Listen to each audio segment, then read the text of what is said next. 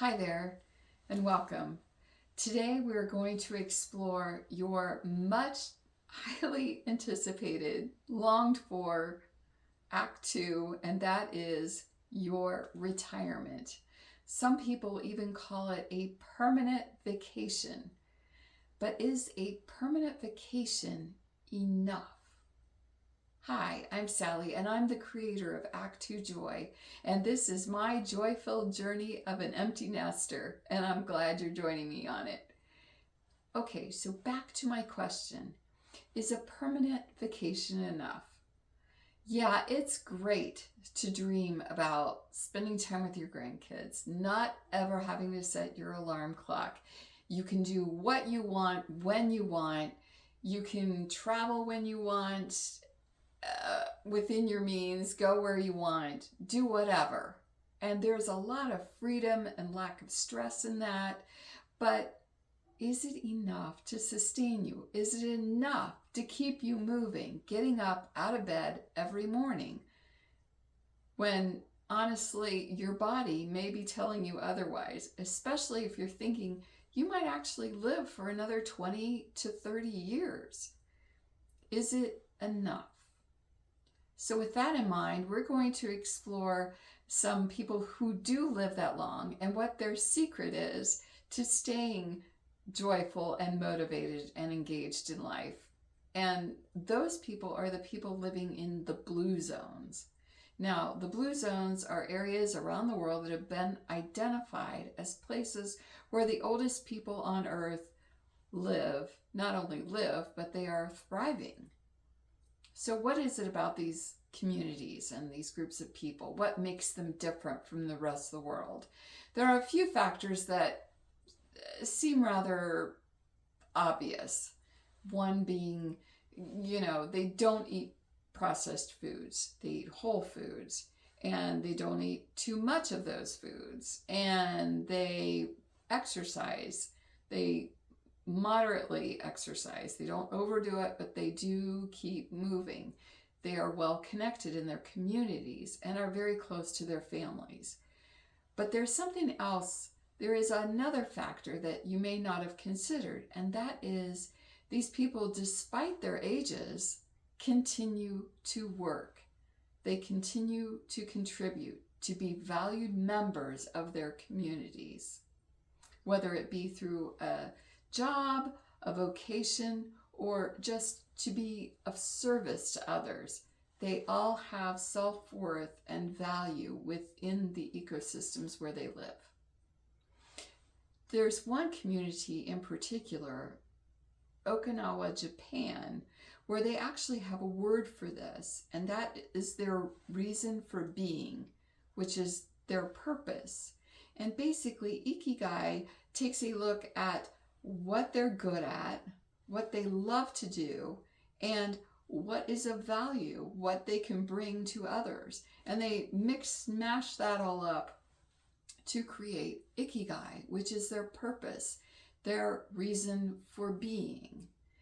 So now that you have an idea of what is the motivation for keeping these people moving forward, I want to share with you another resource, and that is from The Undefeated Mind, and that is Dr. Alex Lickerman. And he talks about one of his patients. He had a patient come to him who was clearly agitated, stressed. He had lost a lot of weight. He wasn't sleeping. He looked like a destroyed man, honestly.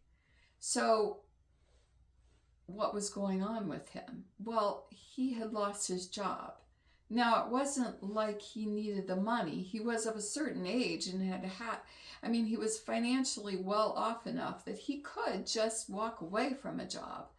And he also had a loving family so you would think that he had plenty of things to keep him happy. But he wasn't, because his whole self-worth, his reason for being, was tied up with that one job.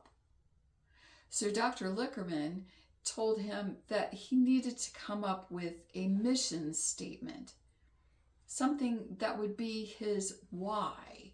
he did something. And the way he explained it was this. He gave the example, one of his examples was of a sculptor.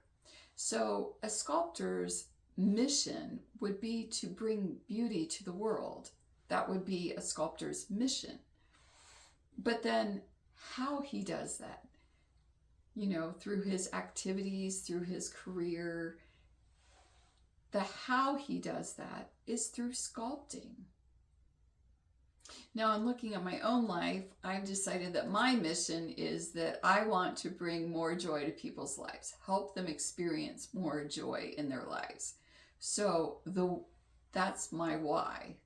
But then how I do that is I am starting this YouTube channel to share ideas and concepts with all of you, to bring more joy, to help you find more joy in your life. Then second of all, I have taught young children to read. And that is a way of bringing them joy. Reading is such a joy. And then the third way is I plan over-the-top wonderful vacation experiences for my family. And that too helps people in my life experience joy. That is the value I bring. And that is my how I bring joy to, how I get them to experience my mission. So that is what I want you to think about. I want you to think about your ikigai, your reason for being, looking at your things that you're good at, what you love to do, and how you can be of value to people. And then I want you to sort of put it in the framework of a mission statement so that it will be something to sort of guide you as you plan for your retirement or as you are in your retirement, looking for more meaningful expressions of who you are and finding more joy. So I hope that this information has served you today. And remember, your Act 2 is your chance to live joyfully, authentically, and with purpose. And let's make your life extraordinary. Thank you for joining me. If you like this, I would love it if you would share your mission statement with me. Any comments below, I'd appreciate. And please like and subscribe. And I hope to see you the next time. Bye-bye for now.